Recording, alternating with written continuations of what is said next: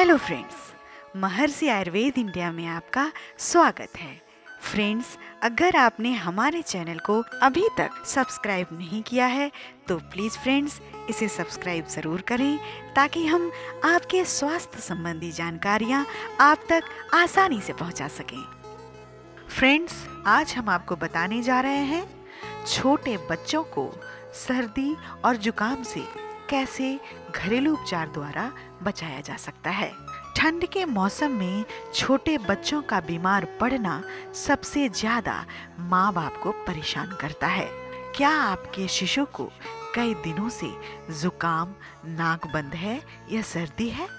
तो चिंता न करें, हम कुछ ऐसे सुझाव बताने जा रहे हैं जिन्हें अगर आप अमल में लाएं तो आपके बच्चे जल्द से जल्द स्वस्थ हो जाएंगे। सबसे पहले जानते हैं नवजात शिशु और बच्चों में सर्दी जुकाम के लक्षण क्या क्या हो सकते हैं। सबसे पहला है नाक का बहना, नाक छिनकना, खांसी, बुखार, गले की खराश, बंद नाक, भूख न लगना, बेचैनी। फ्रेंड्स, अब मैं बताने जा रही हूँ कुछ घरेलू नुस्खे। सबसे पहला है शिशु को स्तनपान कराएं। शिशु की रोग प्रतिरोधक क्षमता बहुत कम होती है या नगण्य होती है। शिशु को स्तनपान के जरिए माँ से रोगाणु और जीवाणु से लड़ने के लिए एंटीबॉडीज मिलते रहते हैं। इस तरह शिशु का शरीर संक्रमण से लड़ता है। इसीलिए शिशु को सर्दी और जुकाम होने पर माँ को अपने बच्चों को स्तनपान कराना चाहिए। दिन में जितनी बार स्तनपान करा सकती हैं आप अपने शिशु को स्तनपान कराइए। शिशु के जिंदगी के पहले 6 महीने में उसकी हर बीमारी और समस्या का समाधान माँ का स्तनपान है। माँ का स्तनपान शिशु के रोग प्रतिरोधक क्षमता को बढ़ाता है और इतना सक्षम बनाता है कि शिशु विषाणुओं, जीवाणुओं और रोगाणुओं से लड़ सके। दूसरी विधि है तुलसी का रस और शहद। हिंदू सभ्यता में तुलसी का बहुत महत्व है। प्रायः हर भारतीय घरों में कम से कम एक तुलसी का पेड़ मिल ही जाएगा।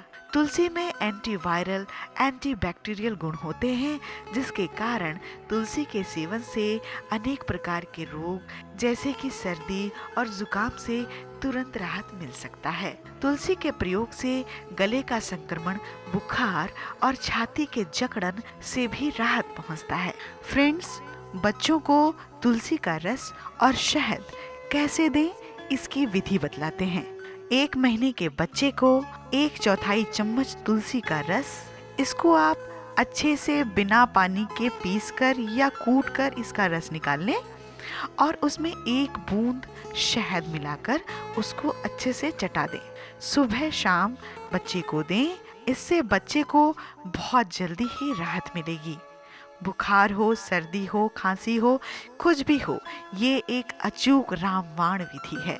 जैसे जैसे बच्चा बड़ा हो उसके अनुसार उसकी खुराक बढ़ाते रहें। तीसरी विधि है लहसुन और सरसों का तेल। लहसुन के कुछ फांकों को सरसों के तेल में भून लीजिए। इस तेल को शिशु की गर्दन, छाती, पीठ, पैर के तलवों पे लगाइए। शिशु को सर्दी, खांसी, जुकाम से राहत पहुंचेगा। यह इलाज जुकाम में सबसे ज्यादा राहत पहुंचाता है। बस इस बात का ध्यान रहे कि सरसों का तेल शिशु पे लगते वक्त बहुत गर्म ना हो। गर्माहट बस इतना हो जो शिशु के त्वचा के लिए उचित हो। सरसों का तेल बच्चों को गर्माहट प्रदान करता है और लहसुन में एंटीवायरल और जीवाणुरोधी गुण होते हैं जो जुकाम के संक्रमण से बच्चों के शरीर को लड़ने में सहायक प्रदान करते हैं। चौथी विधि है अजवाइन की पोटली। अजवाइन में एंटीवायरल और जीवाणुरोधी गुण होता है। अजवाइन के सूखे दाने को तवे पर भून लें। अब एक सूती के रुमाल में इसे बांध के एक पोटली बना लें। यह पोटली जब हल्का गर्म रहे उसी वक्त शिशु की छाती, पीठ, पैर के तलवे और हाथों की हथेलियों पर घसें। इससे शिशु को सर्दी और जुकाम में आराम पहुंचेगा। फ्रेंड्स, बस इस बात का ध्यान रहे कि अजवाइन की पोटली बहुत ज़्यादा गर्म ना हो। अजवाइन की पोटली को आप शिशु पे इस्तेमाल करने से पहले आप इसे अपने हथेली पर रखें। उसके गर्माहट का अंदाज़ा लगा लें कि आपके शिशु के लिए यह ठीक है या नहीं। अगर आपके अंदाज के अनुसार शिशु की त्वचा के लिए अजवाइन की पोटली की गर्माहट ठीक है, तभी आप इसका इस्तेमाल शिशु के लिए कीजिए। 5वीं विधि है, सोते समय बच्चे के सर को ऊंचा कर दें। सर्दी और जुकाम में रात को सोते समय बच्चे सबसे ज्यादा बंद नाक और छाती के जकड़न से परेशान होता है। बंद नाक के कारण ठीक से सांस न लेने की वजह से बच्चे रात को ठीक से नहीं सो पाते।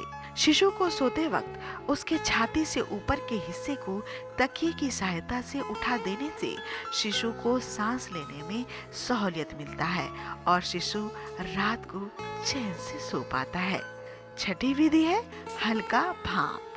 नाक और छाती में जमा कफ बाहर नहीं आ पाता, जिसकी वजह से बच्चों को बहुत तकलीफों का सामना करना पड़ता है।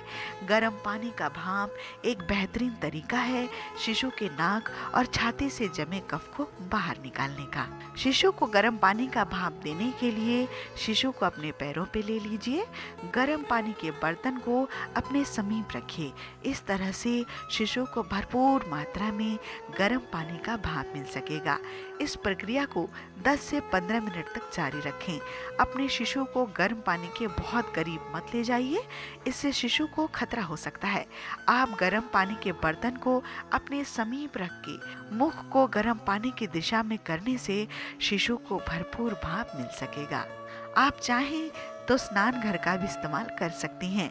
अपने शिशु को भाप देने के लिए इसके लिए आप स्नान घर में गर्म पानी का नल खोल दीजिए। बहते गर्म पानी में से कुछ देर में पूरा स्नान घर भाप से भर जाएगा। आप अपने शिशु को अपनी गोदी में लेकर स्नान घर में बैठ जाइए, इससे वो अच्छी तरह से भाप ले सकेगा। 7वीं विधि है केसर। केसर का गुण यह है कि यह शरीर में उत्तेजना पैदा करता है। यह शारीरिक उत्तेजना शिशु के सर्दी, जुकाम और बंद नाक की समस्या को ठीक करने में काम आती है। सर्दी और जुकाम की दवा के रूपों में बड़ों को केसर दूध में मिला के दिया जा सकता है, लेकिन नवजात शिशु और 6 महीने से छोटे बच्चों को इस तरह से दूध में केसर मिला के नहीं दिया जा सकता। इसीलिए आप केसर का पेस्ट बना के शिशु के माथे और छाती पे लगा सकती हैं। आप इसे शिशु के गले और पैर के तलवे पे भी लगा सकती हैं, जिससे कि शिशु की सर्दी, जुकाम और बंद नाक की समस्या पूरी तरह से समाप्त हो जाएगी। 8वीं विधि है नेजल ड्रॉप। शिशु के बंद नाक में राहत पहुंचाएगा। शिशु को बंद नाक से राहत पहुंचाने का यह सबसे कारगर और जल्द आराम पहुंचाने वाला तरीका है। नेजल ड्रॉप का इस्तेमाल आप नवजात शिशु पे भी कर सकती हैं। मैं तो यह राय दूंगी कि आप एक बार शिशु के डॉक्टर से अवश्य परामर्श कर लें कि कौन सी नेजल ड्रॉप अच्छी होती है। यूं देखा जाए तो नेजल ड्रॉप केवल हल्के नमक और पानी का घोलवर है। इसके लिए यह पूरी तरह सुरक्षित है और इसका कोई भी साइड इफेक्ट नहीं है। आप चाहें तो इसे रोज स्तनपान कराने से पहले दे सकते हैं। यह शिशु की बंद नाक को खोलने का काम करेगा। नेजल ड्रॉप नाक में जमे बलगम को हल्का कर देगा और वह बह के बाहर आ जाएगा। इस तरह शिशु की नाक साफ हो जाएगी। तो फ्रेंड्स, आज आपने जाना छोटे बच्चों को सर्दी और जुकाम से बचाने के कुछ आसान और घरेलू नुस्खे। अगर आपको हमारा चैनल पसंद आया है तो इसे सब्सक्राइब करना बिल्कुल ना भूलें। Thank you friends.